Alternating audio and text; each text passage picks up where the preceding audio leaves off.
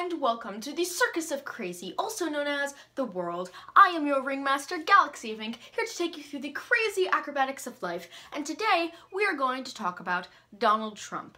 There are a lot of things to talk about with Donald Trump. His blatant sexism, his Islamophobia, his basically all-around xenophobia, his racism, his homophobic tendencies. There's a lot to unpack. But specifically, we're going to talk about Donald Trump and his relationship with the First Amendment, which does guarantee freedom of the press in some way, shape, or form. A lot of what the Founding Fathers had originally intended with most of the amendments has been lost, essentially, because back then they never could have dreamed of even the service that you are watching this on. So a lot of the things that they wrote in the amendment don't exactly correlate to today's standards, or some of them correlate in a much broader and different term than they would have imagined. Freedom of the press and the freedom of speech has always stayed a sort of constant, something that isn't really as debatable. Basically guarantees that anyone should be allowed to say anything. That does not mean that they can't be shut down or refuted on those facts, and that does also mean that people can say things that aren't facts, considering that facts or alternative facts are not actually hate speech. Even more specifically, talk about how Donald Trump and his version of the press and how he perceives the press and how he is showcasing the press to the American public correlates with how Vladimir Putin portrays the press in Russia. So, first things first, Vladimir Putin came into power in Russia in 2000. Okay, all links are down in the description.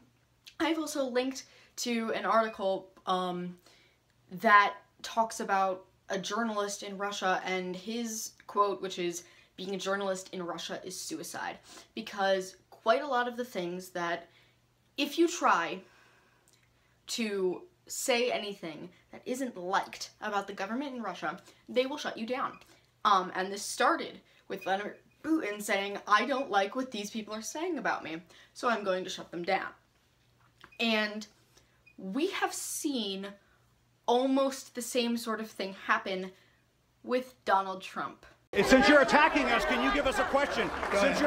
No, Mr. President-elect. Go ahead. Mr. President-elect, since you are attacking our news organization, can you give us a chance? Your organization You are attacking our news organization. Your organization Can you give us a is chance to terrible. ask a question, sir? Go ahead. Sir, can you state, Mr. President-elect, Go ahead. can you state She's asking categorically, a question. Mr. Don't be rude. President-elect, can you give us a question? Don't be You're rude. attacking us. Can you give us a question? Don't be rude. Can you No, give I'm us not a going to give you a question? question. I'm not going to give you a question. Can you state categorically? You are fake news. Sir, go ahead. Can you state categorically that nobody... No, Mr. President-elect, that's not appropriate. That video is of the President of the United States, Donald Trump, shutting down and refusing to answer a reporter's question, calling him fake news. This can lead to a lot of things. First things first, because a lot of what CNN does, whether or not it's fake news, I haven't read every single article written by CNN. It's entirely possible that they could have printed something somewhere or done or said something on the news somewhere along the lines that was not true. But that's also true for plenty of the other reporters that he took stuff from, including TMZ, who he took a question from. So that doesn't really hold much water there. What does seem to hold water is the fact that CNN is not afraid and was not afraid during the election to call Donald Trump out on what some of his problems were or where he was wrong.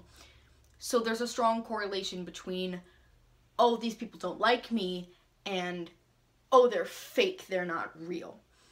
Of course, this has nothing to do with each other. I mean, it's not like President Donald Trump ever praised Putin. I mean, honestly, this has just never happened before. I mean, really, he does it all the time. He's gone on record quite a few times praising Vladimir Putin for his strong way of holding through the government. There's also multiple clips that you can find online of him saying it, not just on his Twitter account, but he has praised the man, which is worrying for a lot of journalists, because not only is it sort of a thing of, oh, well, I'm going to lose my job. It's also a thing of I may lose, the American people may lose a sense of fact, and we might lose our sense of free speech somewhere along the line. The thing is, when it comes down to it, Donald Trump doesn't actively have to go against the First Amendment in order to get rid of freedom of the press. Because as the president, when you are in a certain position of power, what you say does have an effect on the American people. And the press is funded, in a way, by the American people. It will not be around if it is not read. If Donald Trump continues to say that, oh, this news organization is fake, and this news organization is fake, eventually that news organization may have to shut down.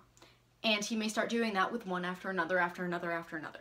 And that is not something that the First Amendment can stop, because he didn't actively try to silence them.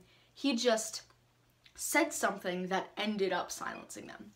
This has happened before, not even necessarily with news. Donald have gone on record when Donald Trump says something, even during the election, because he affects the American public.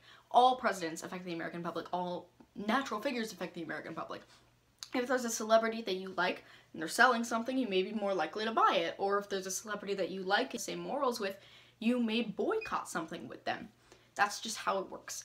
And when the celebrity that you like is the President of the United States, that can become a little bit more in a gray area of discrepancies of the law and of the Constitution of the United States. In conclusion, we have to remember in these next 4 years that what Donald Trump has said on the campaign trail and what he will do as president may not be normal. And we all cannot seem to say to ourselves, oh, this is just, well, this has been done before, or this is just how he's going to run things, so you should accept it. That, I believe, is a very dangerous way of going about this. We don't elect a president for them to become a dictator. That is not how the presidency of this country works. We elect a president to serve our needs as the people. If he is not serving our needs as the people, we have every single right to say something against that and stand up for that. So we shouldn't just sit down and let this all happen. To enact the train station or to enact airline quotes, if you see something, say something. What he does is not normal. This entire campaign cannot be considered a normal campaign. I think we can all agree. Even compared to the fact that every single time there's a presidential campaign, it's all magic and everything is new and this is the biggest campaign in history, but there are still some things that we should not simply let slide. And if it happens in the next few months that CNN goes out of business, and then other news sites start to follow, other newspapers start to follow, until all that's left are the things that praise him, well, we should probably have all remembered that this was told to us. We should have seen this coming. That is all for this depressing show.